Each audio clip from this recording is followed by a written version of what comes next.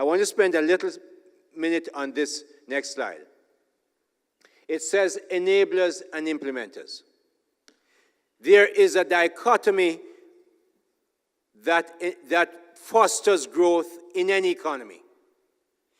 It is the set of enablers which are largely government. In this instance, the Economic Growth Council, the Office of Utilities Regulations, who regulate water, power, telecommunications, NEPA, that gives environmental approvals for buildings, the National Water Commission that I chair. All those are enabling institutions. They do not do growth, but by God, they must enable. Very often, in a country like ours, they're blockers. You come in, when you go to Dubai, this is how you go to Dubai. You go to Dubai and you go to Sheikh Mohammed's place. That you turn up and you want to start your business. First of all, it's online.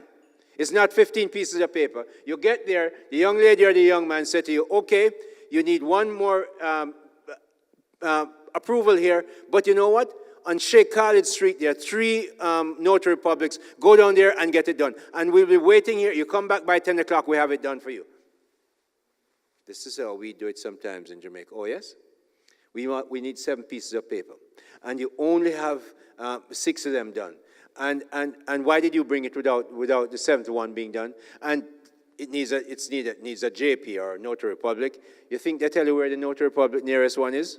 No. You go back and you get that and come back. No. That is changing, but that's a major problem we have. The fact that enablers, by default, if you do not enable, you are blocking. They become blockers. And so the implementers on the right-hand side, the businesses that must implement, cannot do what they must do. That dichotomy must come together. The Economic Growth Council is ruthless about it. Gloria can tell you, just this week, we met with other government agencies, and we're unrelenting. You cannot be blockers, you must be enablers. So if there's an issue with the legislation, go and find the minister and get it changed. The Attorney General is available.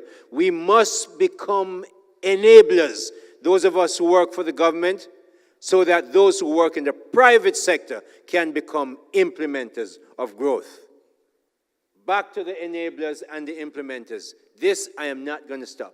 You can believe me, everywhere I go, if you're a government and you're not enabling, I'm going to be a pain in your neck.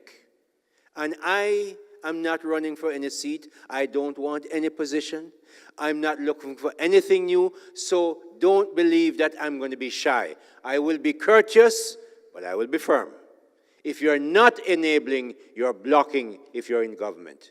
And if you're implementing and you're only looking to get all kinds of blights as a business person, that's not going to help either. We will make sure it's easy for you, but you must be implementers. You must invest. You must train. You must export. That's what we're looking for. Next slide, sir. We have worked closer to make sure we pass a new procurement law, so it's easy for people to procure stuff that they want. And I'm going to end with a story that I'm going to bring to you from the Philippines and India. Next slide. That's the slide. Hinduja Corporation. Hinduja Corporation is probably a $20 billion market cap on the Sensex and the National Stock Exchange in India. Met the vice chairman a number of times. The 2 Hinduja brothers who own the company really live in London. But I went to the Philippines about a year and a half ago to talk about people who should look at bringing their BPO business to Jamaica. So you go right to the heart of it. We went right down there. And there we were. We were hosted to a fabulous lunch. And there's this American gentleman who 7 years before had been to Jamaica, and his experience was not grand. And he got up and he said it. Boy, and we're there as government and said, why do you have to speak like that? Well, in 30 seconds, there's a guy from HGS, Hinduja Global Services, which I saw on Peter's, one of the logos he had up here. The guy got up and said, I've lived in the Philippines for, I don't remember if it's 20 or 25 years. My family is here. I love the Philippines. I'm from India. I came here to do Hinduja's business in the Philippines. We set up about a year and a half ago at that time, a business in Jamaica. And I'm here to tell you that the Jamaican labor force, the people we deal with in Jamaica, they are the best in the 3 countries in which we operate: India, the Philippines, and Jamaica. And I was blown away. I could have run over to the man and kissed him, but I didn't. So he sold Jamaica, but it wasn't done there.